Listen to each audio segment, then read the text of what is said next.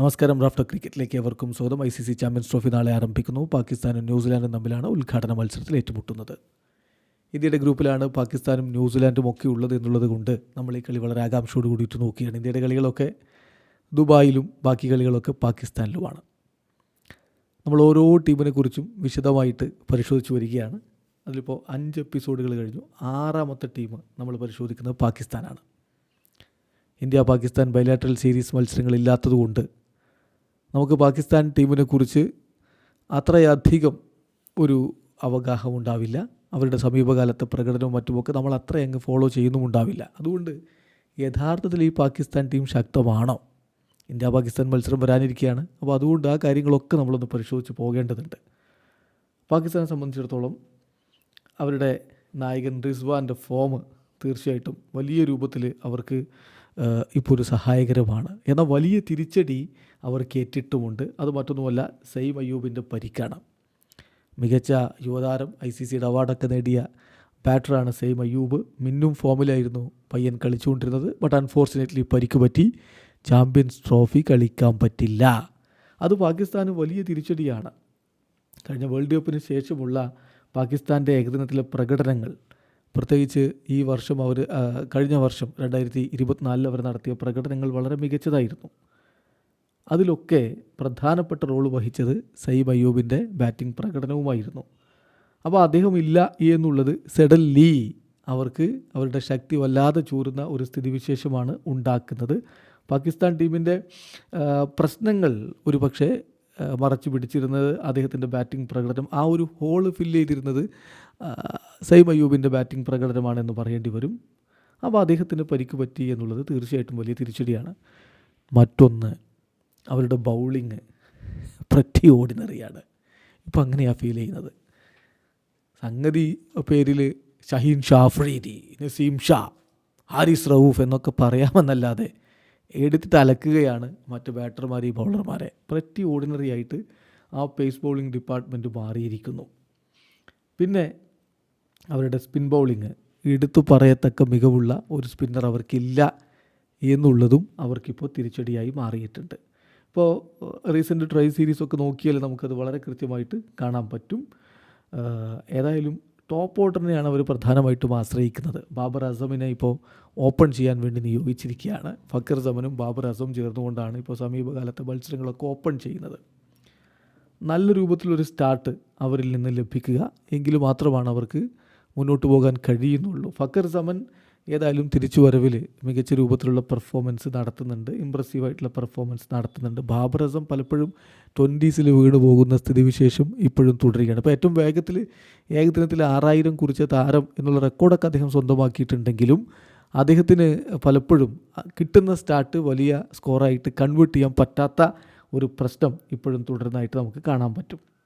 നമ്മൾ ഓൾറെഡി പറഞ്ഞു കഴിഞ്ഞാൽ അവരുടെ സ്പിൻ ബൗളിങ്ങിലാണ് അവർക്ക് പ്രധാനമായിട്ടും പ്രശ്നങ്ങളുള്ളത്. അബ്രാർ അഹമ്മദുണ്ട്, ജസ്റ്റ് വൺ സ്പെഷ്യലിസ്റ്റ് സ്പിന്നറാണ്. ഈ കണ്ടീഷൻ ശരിക്കും അവർക്ക് സ്പിന്നർമാരെ നന്നായിട്ട് ഉപയോഗപ്പെടുത്താൻ പറ്റുന്ന ഒരു കണ്ടീഷനാണ്. പക്ഷേ ഒരേ ഒരു സ്പെഷ്യലിസ്റ്റ് സ്പിന്നർ വെച്ചുകൊണ്ട് അവർ 11 ഇറക്കേണ്ട സ്ഥിതിവിശേഷമാണ്. പിന്നെ അവർ കവർ ചെയ്യുന്നത് പാർട്ട് ടൈം സ്പിൻ കൊണ്ടായിരിക്കും. കുഷ്തിൽ ഷായുടെയും സൽമാൻ അലി ആഗയുടെയും ഒക്കെ പാർട്ട് ടൈം സ്പിൻ ബൗളിംഗ് കൊണ്ട് അതങ്ങ് മറികടക്കാമെന്നായിരിക്കും ഉദ്ദേശിക്കുന്നത്. അത് എത്രത്തോളം സാധ്യമാവും എന്നുള്ളത് നമ്മൾ കണ്ടറിയേണ്ട കാര്യമാണ്. അവരുടെ മത്സരങ്ങൾ നോക്കാം നമുക്ക്. ഫെബ്രുവരി 19, അതായത് നാളെ ഉദ്ഘാടന മത്സരത്തിൽ അവർ ന്യൂസിലാൻഡുമായിട്ട് ഏറ്റുമുട്ടുകയാണ്. ന്യൂസിലാൻഡുമായിട്ട് ഇപ്പോൾ ട്രൈ സീരീസിൽ അവർ പൊട്ടി നിൽക്കുകയാണ്. ഫൈനലടക്കം വളരെ അനായാസമാണ് ഫുൾ സ്ട്രെങ്ത് ന്യൂസിലാൻഡ് സ്ക്വാഡ് വിജയിച്ചു പോയത്. മാത്രമല്ല ന്യൂസിലാൻഡിന് ഇപ്പം സമീപകാലത്ത് 11 മത്സരങ്ങൾ അവർ അവിടെ ഏകദിന മത്സരങ്ങൾ കളിച്ചിട്ടുണ്ട് എന്നുള്ളത് കൊണ്ട് അവിടുത്തെ സിറ്റുവേഷൻസും കണ്ടീഷൻസും ഒക്കെ നന്നായിട്ട് പരിചിതവുമാണ്. സോ കാര്യങ്ങൾ അത്ര എളുപ്പമല്ല. അതിനുശേഷം നേരെ ദുബായിലേക്ക് പറന്നിട്ട് ഫെബ്രുവരി 23 ഇന്ത്യയുമായിട്ട് ഏറ്റുമുട്ടുകയാണ്. ഇത് ഇന്ത്യക്ക് എല്ലാ കളികളും ദുബായിലാണ്. അതേസമയം ന്യൂസിലാൻഡിനും പാകിസ്ഥാനും ബംഗ്ലാദേശിനും ഒക്കെ ഒരു ഡിസഡ്വാൻറ്റേജ്, ഇന്ത്യക്കെതിരെയുള്ള കളിക്ക് വേണ്ടി അവർ പാകിസ്ഥാനിൽ നിന്ന് ദുബായിലേക്ക് പറക്കണം. അപ്പോൾ അതൊരു പ്രശ്നമാണ് അവരെ സംബന്ധിച്ചിടത്തോളം. സോ ഇന്ത്യ വേഴ്സസ് പാകിസ്ഥാൻ മത്സരം ഫെബ്രുവരി 23. ഇന്ത്യ ഇപ്പോൾ കിടിലൻ ഫോമിലാണ് നിൽക്കുന്നത്. ഇംഗ്ലണ്ടിനെ തകർത്ത് തരിപ്പണമാക്കിയത് നമ്മൾ കണ്ടതാണ്. ഇന്ത്യയുടെ സ്പിൻ ബൗളിങ് അവരെ പോലെ ഒപ്പിക്കൽ സ്പിൻ ബൗളിംഗ് അല്ല എന്ന കാര്യം കൂടി നോക്കുക. അതെല്ലാം കൂടി നോക്കുമ്പോൾ അവർക്ക് നല്ല ബുദ്ധിമുട്ടായിരിക്കും. പിന്നെ ഇന്ത്യക്കെതിരെ ICC ടൂർണമെൻറ്റുകൾ കളിക്കുമ്പോൾ അവർക്ക് സമ്മർദ്ദം താങ്ങാനാവാതെ ആകെ തകർത്ത് തരിപ്പണമാകുന്നത് നമ്മളെപ്പോഴും കാണാറുള്ളതാണ്. അത് വീണ്ടും തുടരും എന്ന് തന്നെ കരുതേണ്ടി വരും. പിന്നെ ഫെബ്രുവരി 27 ബംഗ്ലാദേശിനെതിരെയുള്ള കളിയുണ്ട്. അതൊരു പക്ഷേ പാകിസ്ഥാന് അത്ര ബുദ്ധിമുട്ടുണ്ടാവില്ല. അപ്പോൾ പാകിസ്ഥാൻ്റെ സെമി ഫൈനൽ പ്രവേശനം നാളെ നടക്കുന്ന ന്യൂസിലാൻഡ് വേഴ്സസ് പാകിസ്ഥാൻ മത്സരവുമായി ബന്ധപ്പെട്ടായിരിക്കും ഉണ്ടാവുക എന്ന് വേണം പറയാൻ. കാരണം ഇന്ത്യയെ തോൽപ്പിക്കുക എന്നുള്ളത് അത്ര എളുപ്പമുള്ള കാര്യമല്ലല്ലോ. അപ്പോൾ അതുകൊണ്ട് തന്നെ പാകിസ്ഥാനെ സംബന്ധിച്ചിടത്തോളം സെമി പോലും കാണാതെ പുറത്താവാനുള്ള സാഹചര്യം ഉരുത്തിരിഞ്ഞാൽ പോലും അത്ഭുതപ്പെടേണ്ടതില്ല. അതില്ലെങ്കിലും കഴിഞ്ഞ ചാമ്പ്യൻസ് ട്രോഫിയിൽ അവർ ചാമ്പ്യന്മാരായി എന്നതൊഴിച്ചാൽ മറ്റൊരു ചാമ്പ്യൻസ് ട്രോഫിയിലും അവർ ഫൈനലിലെത്തിയിട്ടില്ല.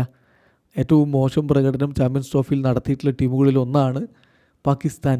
അപ്പോൾ അതൊക്കെ വെച്ച് നോക്കുമ്പോൾ എല്ലാം അവർക്കെതിരാണ്. ഇപ്പോൾ ഹിസ്റ്ററി ആണെങ്കിലും അതുപോലെ തന്നെ നിലവിലെ അവരുടെ ടീമിൻ്റെ സാഹചര്യമാണെങ്കിലും ഒക്കെ. ഇപ്പോൾ ബെസ്റ്റ് 11 നമ്മൾ നോക്കുകയാണെങ്കിൽ ഫക്കർ സമനും ബാബർ അസമും ചേർന്നുകൊണ്ട് ഓപ്പൺ ചെയ്യും. ദെൻ സൗദ് ഷക്കീൽ വരുന്നു, മുഹമ്മദ് റിസ്വാൻ നമ്പർ 4 വരുന്നു, സൽമാൻ അലി ആഖ നമ്പർ 5 വരുന്നു, ദെൻ തയ്യബ് താഹിർ, അതിനുശേഷം Khushdil Shah, number 8 Shaheen Shah Afridi, number 9 Naseem Shah, then Haris Rauf, Abrar Ahmed. സ്ക്വാഡിലുള്ള മറ്റ് താരങ്ങളെന്ന് പറഞ്ഞാൽ ഫഹീം അഷ്റഫും മുഹമ്മദ് ഹസ്നൈനും കമ്രാൻ ഗുലാമും ഉസ്മാൻ ഖാനുമാണ്. അപ്പോൾ തീർച്ചയായിട്ടും മുഹമ്മദ് റിസ്വാനാണ് അവരുടെ ഏറ്റവും പ്രധാനപ്പെട്ട ബാറ്റർ മിഡിൽ ഓർഡറിൽ. ബാബർ അസമും ഫക്കർ സമനും ചേർന്നുള്ള ഓപ്പണിംഗ് കൂട്ടുകെട്ട് അവർ ടീമിനെ മികച്ച രൂപത്തിൽ മുന്നോട്ട് കൊണ്ടുപോവുക. ടോപ്പ് ഓർഡർ തകർന്നില്ലെങ്കിൽ പ്രശ്നങ്ങളില്ല. അല്ലെങ്കിൽ അവരെ മുന്നോട്ട് കൊണ്ടുപോകാൻ കെൽപ്പുള്ള ബാറ്റർ മുഹമ്മദ് റിസ്വാനാണ്. മധ്യനിരയിൽ അദ്ദേഹം മികച്ച ഫോമിലാണ് എന്നുള്ളതാണ് അവർക്കുള്ള ഏറ്റവും പോസിറ്റീവായിട്ടുള്ള കാര്യം. സൽമാൻ അലി ആഖ മധ്യനിരയിൽ എന്തായാലും സ്ഥാനം ഉറപ്പിച്ച് കഴിഞ്ഞിട്ടുള്ള കളിക്കാരനാണ്. മോശമല്ലാത്തൊരു പ്രകടനം അദ്ദേഹത്തിൽ നിന്ന് വരുന്നു. ആ ഒരു റെക്കോർഡ് ബ്രേക്കിംഗ് പാർട്ട്ണർഷിപ്പ് നമ്മളിപ്പോൾ ട്രൈ സീരീസിൽ കണ്ടില്ലേ, അത് ഈ 2 താരങ്ങളുടെയും ഇമ്പോർട്ടൻസ് എത്രത്തോളമാണ് എന്നുള്ളത് എടുത്ത് കാണിക്കുന്നതാണ്.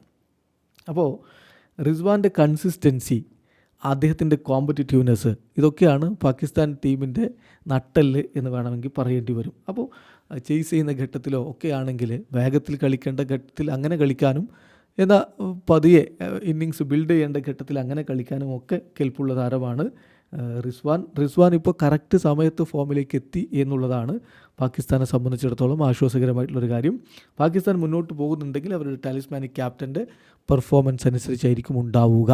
ഇനി പാകിസ്ഥാനെ സംബന്ധിച്ചിടത്തോളം അവരുടെ റീസെൻ്റ് ODI ഫോം എന്ന് പറഞ്ഞാൽ ഒരു വീക്ക് മുമ്പ് വരെ നമ്മൾ പറയുമ്പോൾ അവരുടെ ഒരു പ്രകടനം വളരെ റോസി ആയിരുന്നു എന്ന് തന്നെ പറയേണ്ടി വരും. ODI ക്രിക്കറ്റിൽ മികച്ച പ്രകടനമാണ് അവർ 3 എവേ സീരീസുകളിൽ നടത്തിയിട്ടുണ്ടായിരുന്നത്. ഓസ്ട്രേലിയ, സിംബാബ്വെ, സൗത്ത് ആഫ്രിക്ക, ഇവിടെയൊക്കെ പോയിട്ട് അവർ മികച്ച പ്രകടനം നടത്തിയിട്ടുണ്ട്. നോക്കുക, ഓസ്ട്രേലിയയുടെ മണ്ണിൽ പോയിട്ട് തോൽപ്പിച്ചിട്ടാണ് വന്നത്. അതുപോലെ സൗത്ത് ആഫ്രിക്കയെ തീർത്ത് കളഞ്ഞിട്ടാണ് അവരുടെ നാട്ടിൽ നിന്ന് വന്നിരുന്നത്. അപ്പോൾ അങ്ങനെയൊക്കെ വന്നതാണ്. പിന്നെ ട്രൈ സീരീസിലാണ് ഒരു പക്ഷെ പണി കിട്ടിയത്. അവർ എതിരാളികളായ സൗത്ത് ആഫ്രിക്കയെ തോൽപ്പിച്ചിട്ടുണ്ടായിരുന്നു. പക്ഷേ ഫുൾ സ്ട്രെങ്ത് സ്ക്വാഡും കൊണ്ട് കളിച്ച ന്യൂസിലാൻഡിനെതിരെ അവർക്ക് കഴിഞ്ഞില്ല. 2 കളിയിലും അവർ പൊട്ടുന്നൊരു സ്ഥിതിവിശേഷം ഉണ്ടായി. മാത്രമല്ല അവരുടെ ബൗളർമാരെ എടുത്തിട്ട് അലക്കുന്നു. അത് സൗത്ത് ആഫ്രിക്ക ആണെങ്കിലും ന്യൂസിലാൻഡ് ആണെങ്കിലും ഒക്കെ അടിച്ചങ്ങ് പരത്തി 300 മേലെ അടിച്ചെടുക്കുന്ന ഒരു കാഴ്ചയാണ് നമ്മൾ കണ്ടുകൊണ്ടിരുന്നത്. വീണ്ടും ന്യൂസിലാൻഡിനെതിരെയാണ് ചാമ്പ്യൻസ് ട്രോഫി ഓപ്പണർ എന്നുള്ള കാര്യം കൂടി നോക്കുക. അപ്പോൾ പാകിസ്ഥാൻ എത്രത്തോളം മുന്നോട്ട് പോകുമെന്നുള്ളത് കണ്ടറിയേണ്ട കാര്യമാണ്. Bowling pretty ഓർഡിനറിയാണ്. ബാറ്റിങ്ങിൽ റിസ്വാൻ്റെ ഫോമിനനുസരിച്ചാണ് കാര്യങ്ങൾ പോകുന്നുണ്ടാവുക. പക്ഷെ അവർക്ക് അനുകൂലമായ പരിചിതമായ സാഹചര്യങ്ങളിൽ സ്വന്തം നാട്ടിൽ കളിക്കുന്നതിൻ്റെ അഡ്വാൻറ്റേജ് ഉണ്ട് എന്നുള്ളത് നമ്മൾ മറക്കുന്നുമില്ല. പാകിസ്ഥാൻ്റെ ചാമ്പ്യൻസ് ട്രോഫി ഹിസ്റ്ററി നോക്കുകയാണെങ്കിൽ അവർ ഡിഫെൻഡിങ് ചാമ്പ്യൻസ് ആണ്. 2017 അവർ കിരീടം ചൂടിയിട്ടുണ്ട്. Apart from that poor Champions Trophy റെക്കോർഡാണ് അവർക്കുള്ളത്. ഒരേ ഒരു തവണ ഫൈനലിലേക്ക് അവരെത്തിയത് ആ പറയുന്ന 2017 എന്ന കാര്യം നോക്കുക. അപ്പം അതാണ് അവരെ സംബന്ധിച്ചിടത്തോളമുള്ള ഒരു പ്രധാനപ്പെട്ട പ്രശ്നം. അതായത് ഹിസ്റ്ററി അത്ര ബെറ്റർ അല്ല. അത് കൂടുതൽ നന്നാക്കണമെങ്കിൽ ഇപ്പോൾ പ്രസൻറ്റിൽ എന്ത് ചെയ്യണമെന്ന് നോക്കിയാൽ ടീം അത്രത്തോളം ശക്തവുമല്ല എന്നുള്ളതാണ് യാഥാർത്ഥ്യം. എന്നാലും അവരുടേതായ ദിവസങ്ങളിൽ ആരെയും തോൽപ്പിക്കാൻ കെൽപ്പുള്ള ടീം തന്നെയാണ് പാകിസ്ഥാൻ. ഇനി സെമി ഫൈനലിലേക്കൊക്കെ കടക്കുമോ എന്നുള്ളത് കണ്ടറിയണം. വീഡിയോ അവസാനിക്കുന്നു. ക്രിക്കറ്റ് ലോകത്തെ കൂടുതൽ വിശേഷങ്ങളുമായി റാഫ്റ്റോക്സ് എത്താം.